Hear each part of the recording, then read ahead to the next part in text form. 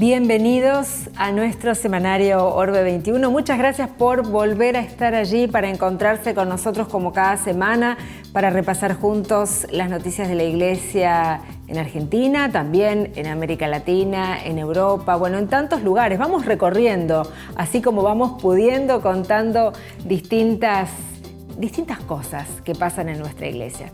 Aquí estamos con el Padre Jorge Westergel. ¿Cómo estás? ¿Qué tal, Gaby? Muy bien. Aquí estamos nuevamente conectados con toda la gente que nos sigue y con algunos planteos tecnológicos hoy, ¿no? Hoy sí, hoy queremos hablar de las redes, de la nueva evangelización, ¿no? La evangelización en las redes es una forma de nueva evangelización también, adaptarnos al mundo actual, así que vamos a presentar a la hermana Siskia, que está trabajando profundamente desde hace mucho tiempo en un proyecto que se llama iMisión, así que vamos a hablar de eso, vamos a hablar también de la educación, que es muy importante. Van juntas las dos cosas. La vida, exactamente, porque el desafío de la educación o el desafío de la digitalización es alfabetizarnos también en las redes y prepararnos para el mundo, tanto virtual como el real, ¿no? Preparar a nuestros niños para el mejor mundo posible. Así que bueno, tenemos muchas cosas para presentarles y queremos presentar ya el primer tema que lo traía el Padre Jorge aquí a la mesa, es este tema de la nueva evangelización o la evangelización en las redes. Les presentamos, antes de hablar con la hermana Sigia, este proyecto, iMisión.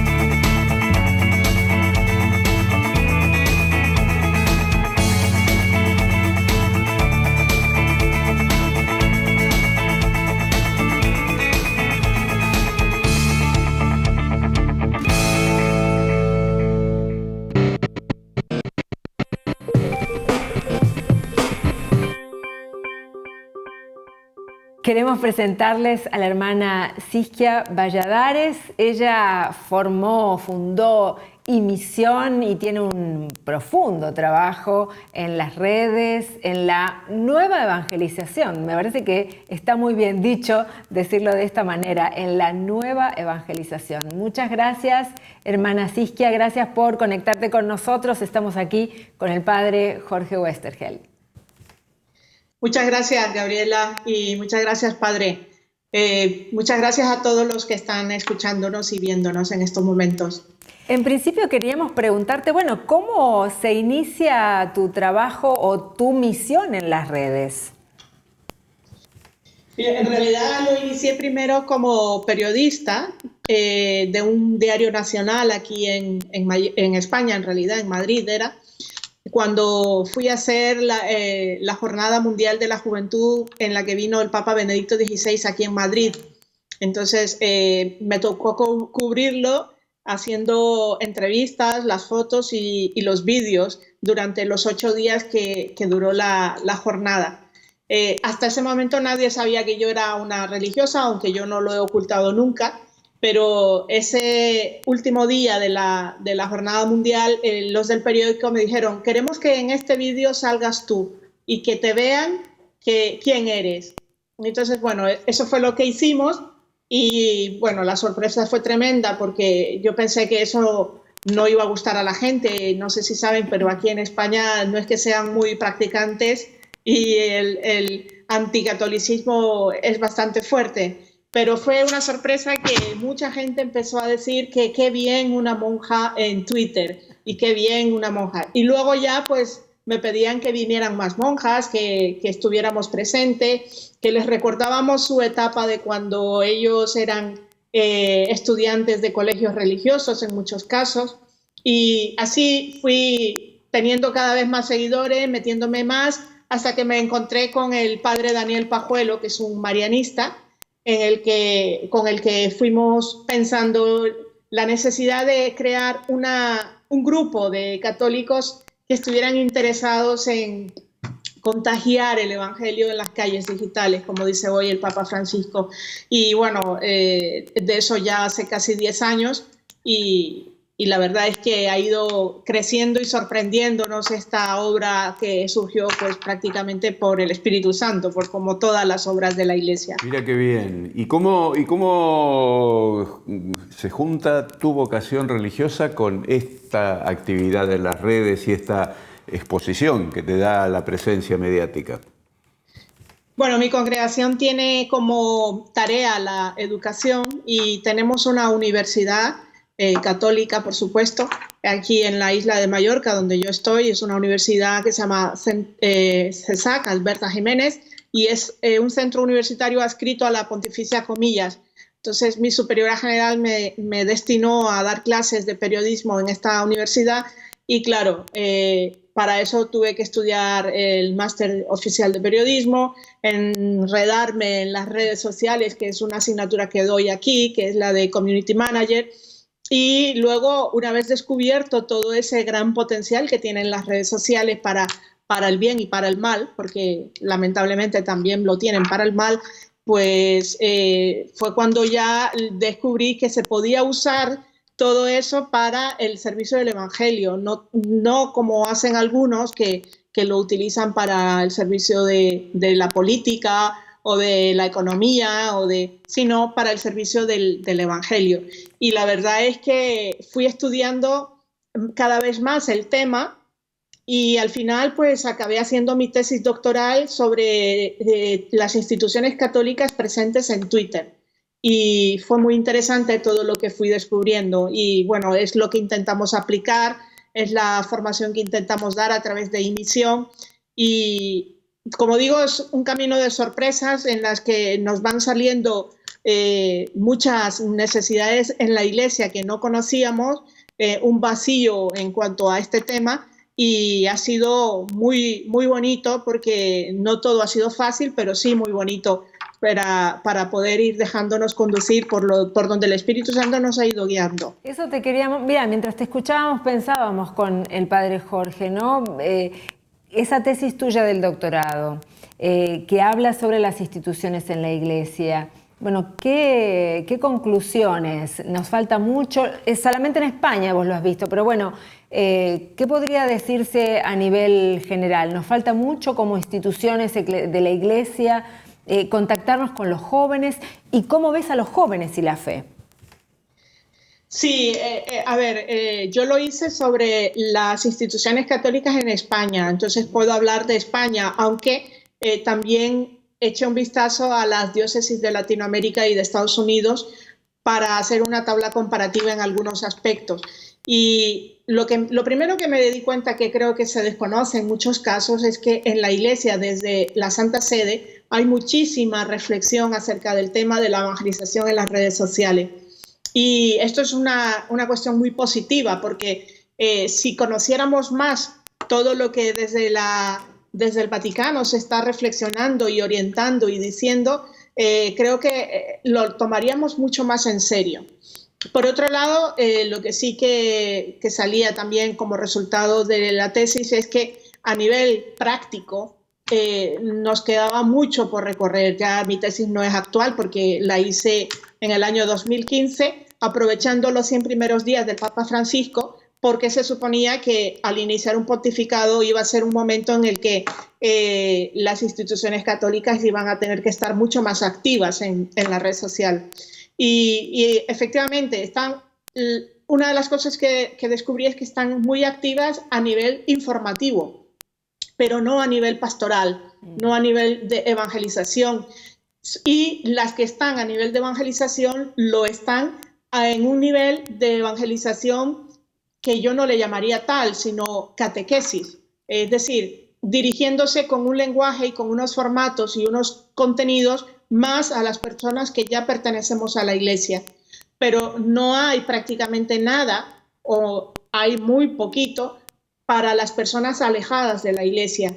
Y bueno, una de mis conclusiones es que, como dice el Papa Francisco, tenemos que ser una iglesia en salida y por lo menos en España las iglesias están muy vacías los domingos en misa y los que están no son precisamente los jóvenes, sino más bien las personas mayores. Si nosotros no vamos como iglesia en salida también a las redes digitales, que es donde están los jóvenes, y las estadísticas todas lo confirman, pues va a ser muy difícil no perder una generación de jóvenes que se están perdiendo el mensaje de Cristo, el mensaje de Jesús. Entonces, bueno, yo creo que si nosotros tomáramos más conciencia de eso, las cosas podrían cambiar, pero en realidad conversar lo hacemos poco, informar lo hacemos mucho, crear comunidad prácticamente no lo consideramos, sino que nos dirigimos también a un público más bien ya católico practicante y está como muy abandonado el público que ha sido católico y que se ha alejado por las razones que sean y que por lo menos yo en mi trayectoria durante estos años en Twitter veo que si se toca según qué fibras en algún momento despierta el interés. Y luego el lenguaje, para mí que es fundamental, adaptarnos a los nuevos lenguajes y no a esos lenguajes analógicos antiguos que a la gente joven no conecta con la gente joven. ¿Y cómo te imaginas esa evangelización a través de Twitter y a través de las redes? ¿No tiene que ser información? ¿No tiene que dirigirse solamente a los que ya están? Los que están un poquito más apartados o que nos miran más desde lejos, ¿cómo hay que llegar a ellos? Bueno, es un poco lo que intentamos hacer los que estamos en la Asociación de Imisión y la respuesta la tiene la misma Evangelii Nuntiandi de Pablo VI y también la Evangelii Gaudium del Papa Francisco. Tanto Pablo VI como Papa Francisco lo dicen muy claro y es el ser testimonio. Más que sermones y más que palabras en este momento de nuestra cultura actual, la gente se deja guiar mucho más por testimonios de vida atractiva, testimonios de personas cercanas, de personas empáticas. Y como nos dijo Monseñor Claudio Maria Celli en una entrevista que tuvimos con él allí en el Vaticano, cuando él era el presidente de la comisión, del Pontificio Consejo de Comunicaciones Sociales, estamos llamados a ser el rostro misericordioso de la Iglesia para el mundo de hoy. Y a veces nos perdemos en discusiones que no van a atraer a nadie, sino que nos dividen más incluso a nosotros católicos y, sin embargo, damos mala imagen, no somos testimonios, no somos testigos. Eso en Twitter, en Facebook, en Instagram, pues tiene una concreción muy, muy clara, ¿no? Por ejemplo, el tipo de vídeos, el tipo de fotos que estamos subiendo, que no tengan un lenguaje específicamente religioso si lo que queremos es atraer a la gente no religiosa y que el Evangelio no se puede cambiar, el contenido del Evangelio no se puede tocar porque es el de Jesús, pero sí la forma de presentarlo, de revestirlo, la forma de crear el contenido, para el formato en el que lo vamos a trasladar, ¿verdad? Entonces, escuchar es responder, porque si escuchamos pero no damos respuesta, la persona no se siente escuchada. Entonces, el emitir solamente información sin nunca crear conversación, porque no sé, pero la gente se hace preguntas que no son las preguntas que nosotros estamos planteando a veces. Y para poder saber qué se preguntan ellos, necesitamos escucharles de alguna manera.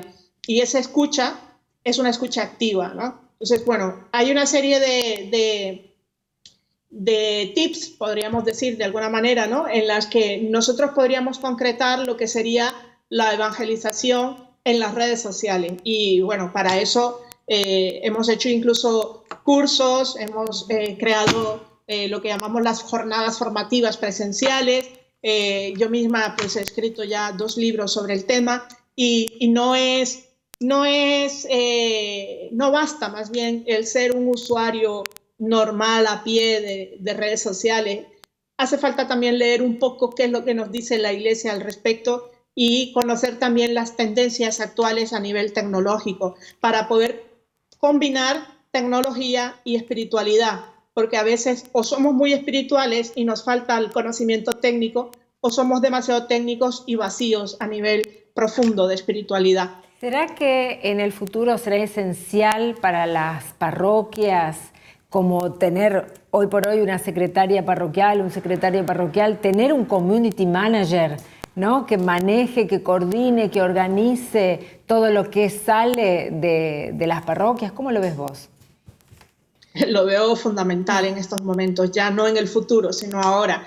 Y bueno, en ese sentido ya existen muchas parroquias que sí lo tienen. El problema es dar esa formación adecuada a esos community managers, porque no es lo que quería decir cuando decía que no basta tener buena voluntad ni ser un usuario normal, sino que tenerlo está bien, pero si no le damos la formación adecuada, esa persona se siente un poco sin saber bien cómo tiene que gestionar una cuenta de una parroquia, de una diócesis, de una congregación religiosa o de una ONG católica o de un grupo juvenil. Y entonces, claro, hay cosas que son básicas, como todo periodista, que vosotros también lo sois, ¿verdad?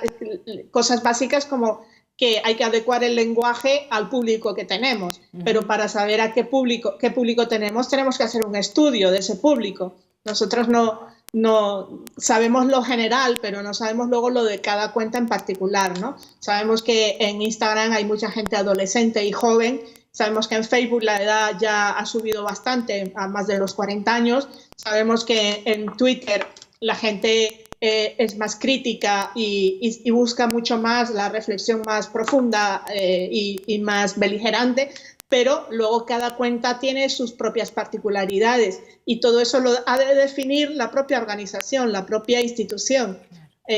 A qué perfil me quiero dirigir, cuál es el objetivo mío para estar en esa red social, qué estrategias voy a seguir, cuál va a ser el estilo comunicativo, cuál va a ser el tipo de contenido que voy a subir, a compartir, cuál es el criterio de seguimiento de los usuarios que me siguen, el criterio de dar un favorito, y todo eso veo que no se hace. O sea, el análisis que pude hacer, veo que no se hace y que es muy importante para poder invertir sacando rendimiento, porque claro, todo esto supone una inversión a la larga. La última, Sigia, que te hacemos. Entonces, en las redes también tenemos que hacer lo que dice el Papa Francisco y convertir a Internet en un hospital de campaña. ¿Cómo hacemos esto? Hospital de campaña yo lo he vivido bastante grande. O sea, a ver, a mí, por ejemplo, mucha gente me pide oración, mucha gente encuentro que tiene unas carencias afectivas tremendas en las redes sociales. Luego, las preocupaciones que la gente tiene y los sufrimientos que pasa también se hacen muy presentes en las redes sociales. Y al final, todos necesitamos una palabra de esperanza, una palabra de cariño, una palabra de aliento, ¿no? Sin caer en el peligro de que la gente necesitada y carente afectivamente nos acabe enganchando y nos acabe pues manipulando de alguna manera, ¿no? Y vuelvo a insistir en que la oración es lo único que nos puede situar en este mundo de Internet, igual que nos sitúa en el mundo real, para poder ser de verdad testigos de lo grande que hemos recibido y de lo maravilloso que es el mensaje del Evangelio, que es tan actual hoy como lo pudo ser en el tiempo de Jesús. Muchas gracias, Sigia, por este ratito, por tus reflexiones.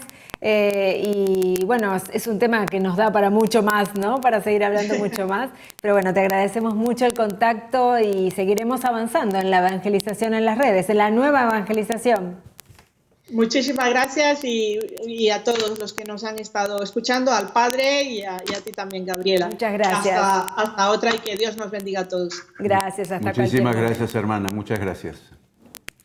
Gracias, hermana Siskia. Nosotros seguimos en nuestro semanario y queremos recordar unas palabras del Papa Francisco. Las dijo a los jóvenes en Chile, en su visita a Chile. Les propuso una contraseña, hablando de cuestiones digitales. La contraseña para el mundo es seguir la palabra de San Alberto Hurtado. ¿Qué haría Jesús en mi lugar? Lo vemos.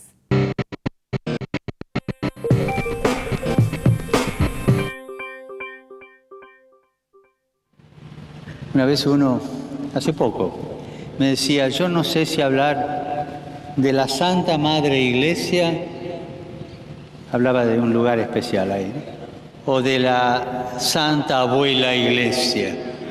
No, la Iglesia tiene que tener rostro joven, y eso ustedes tienen que dárnoslo.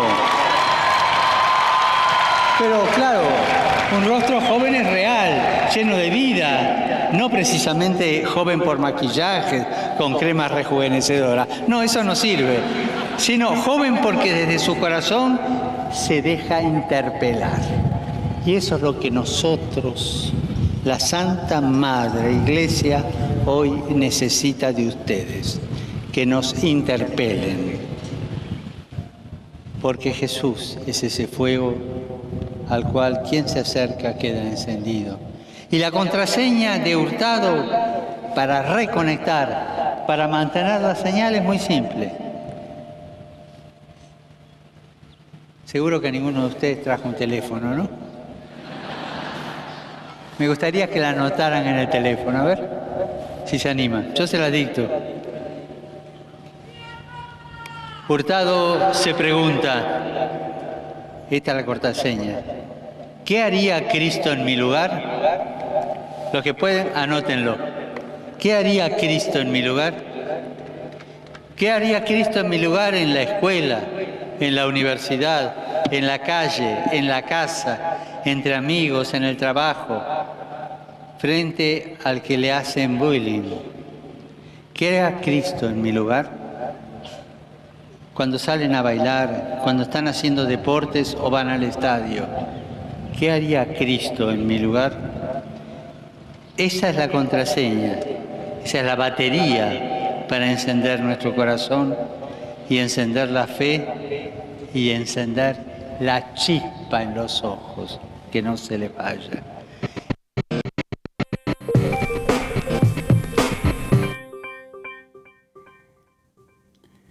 ¿Qué haría Cristo en nuestro lugar? Palabras desafiantes, palabras que todo el tiempo nos tienen que interpelar. El Papa hablaba de los jóvenes como aquellos que se dejan interpelar y que son capaces de interpelar. A través de las redes sociales, a través de todos los momentos de la vida, interpelémonos unos a otros, no en la discusión que no sirve para nada, sino en esa pregunta que es la de fondo, la verdaderamente importante. ¿Qué haría Cristo en nuestro lugar? Hacemos una pequeña pausa y volvemos con más Semanario Orbe 21.